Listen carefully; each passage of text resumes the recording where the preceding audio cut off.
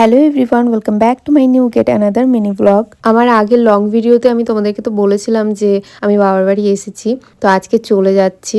আর তার সাথে সাথে মা আমাকে এই সোয়েটার কুর্তিটা গিফট করলো। কেমন হয়েছে তোমরা কিন্তু অবশ্যই জানিও। আর যাওয়ার আগে তোমাদেরকে দেখিয়েছিলাম যে আমাদের পাড়ায় কালী পুজো হচ্ছে, যে বড় মা কালী ঠাকুরটা দেখো কত বড়, এখানকার অনেক বড় কালী পুজো এটা। তাই মায়ের দর্শন করে গেলাম, মায়ের এখানে আরতি হচ্ছিল, প্রণাম করে দিয়ে তারপরে বাড়ির দিকে রওনা দিলাম। যাই হোক, বেশ কিছুদিন থাকলাম মায়ের কাছে, ভালো লাগলো খুব। অনেকদিন বাদে আসলাম, সময় পাই না এখন। আর কিছুদিন তাও কাজের সূত্রে আগের মাসে থেকেছিলাম, তবে এই মাসটা একদমই সময় হয়নি। এসে ঘুরে গেলাম, বেশ ভালো লাগলো। কিন্তু বাড়ি গিয়ে আমার মাথাটা প্রচন্ড গরম হয়ে গেছিল। জানি না কেন এটা তোমাদের সাথে হয় না, আমার সাথেই বেশি হয়। যখনই মানুষের ভালো করতে যাই তখনই আমি ঘুরিয়ে বাস খাই।